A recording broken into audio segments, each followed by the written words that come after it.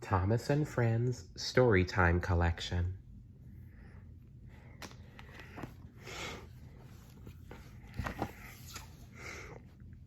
Thomas-saurus Rex, based on the Railway series by the Reverend W. Awdry, illustrated by Richard Courtney.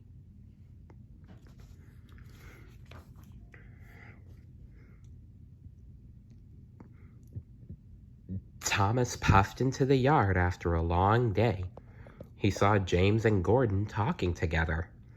When he stopped at the water tower, he could hear everything they said. "I am too important to pull such an ancient load," said Gordon. "Yes," replied James. "I am glad they brought that old bucket of bolts to do it. The engines here are all too fine." "I'm surprised he can do anything. He is so old." "Well, it makes sense for him to pull that special. The fossils deserve each other," said James. Both engines laughed.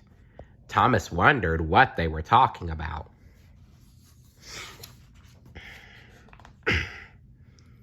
Percy was waiting when Thomas got to the shed. "Did you see Stepney?" asked Percy. "Did you see what his special is?" "No, but I heard Gordon and James talking about it," answered Thomas. "They said it was a lot of old junk." "I think it's kind of neat," said Percy. "Don't let them hear you say that," said Thomas. "They'll tease you too." Thomas liked Stepney. Stepney was one of the oldest engines on the whole island of Sodor. He had seen a lot and had interesting stories to tell. Thomas's favorite story was about Sir Topham Hatt as a little boy.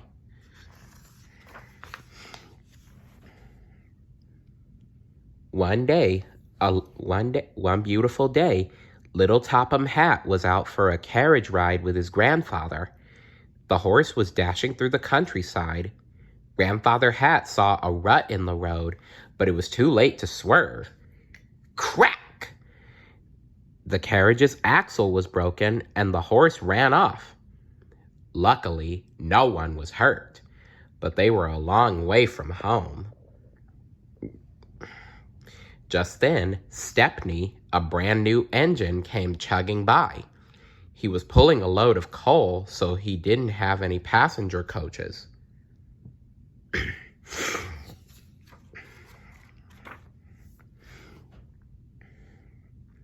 There was only one thing to do.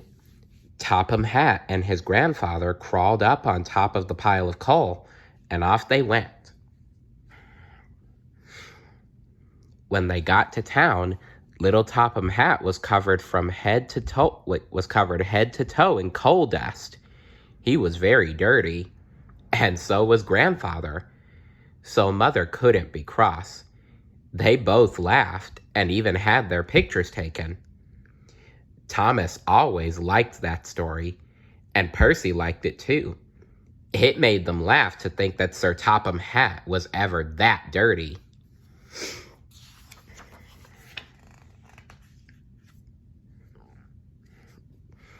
The next morning, Thomas went looking for Stepney. "Good morning, sir," said Thomas politely. "Well, hello, Thomas," said Stepney with a smile. "What do you think of my special?" Thomas looked at the rock with some bones in it and at the old chest. He didn't want to hurt Stepney's feelings. "It sure looks old," he stammered. "It's the oldest thing I ever pulled," laughed Stepney. "It makes me feel young. The chest is full of gems from Rolf's castle in the days of knights. This fossil is from the age of dinosaurs. It is going to be part of the museum fair at Tidmouth, and so am I, because I am so old," he added proudly.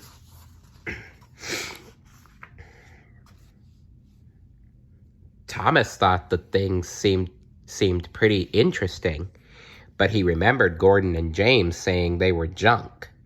Thomas didn't know what to think.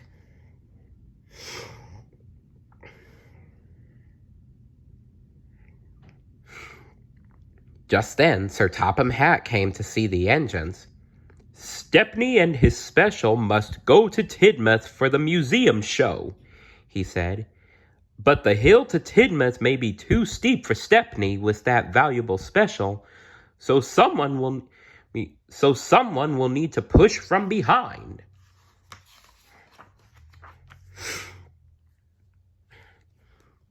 Push? Maybe push? I would not push a special made of solid gold, said Gordon, let alone that pile of old junk.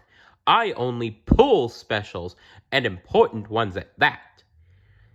"I don't think we should have to push that special, sir," said James.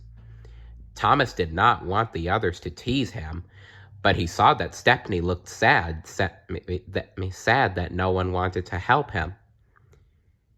"I will push Stepney's special," he quietly volunteered.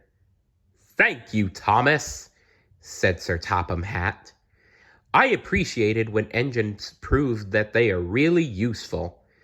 And then he gave Gordon a stern look.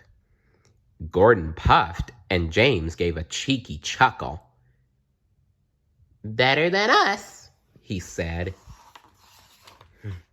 Those vain engines. What is their problem? Thomas pushed the special out of the yard. He heard James call out, "Don't let them mistake you for that old junk and send you to the scrap yard." "Shut up, James." All the way to Tidmouth, Thomas worried about what everyone would say about his old special. He knew the children liked him, but would they think he was just an old fossil when he arrived with this old junk?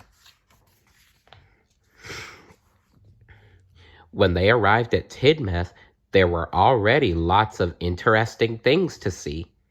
There was a butterfly tent, a petting zoo, and a frog exhibit.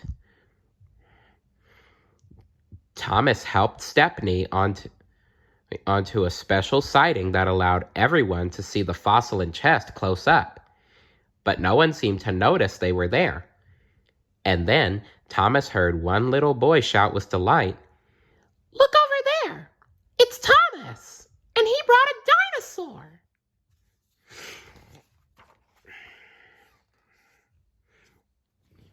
Soon, Thomas and Stepney were surrounded. "Cool! Wow! Look at that!" Thomas had never heard the children so excited. He was excited too.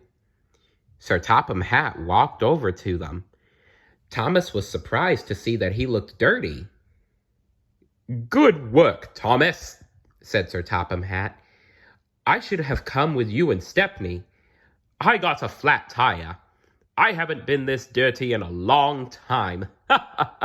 He laughed. "Do you remember that day on the coal car, Stepney?"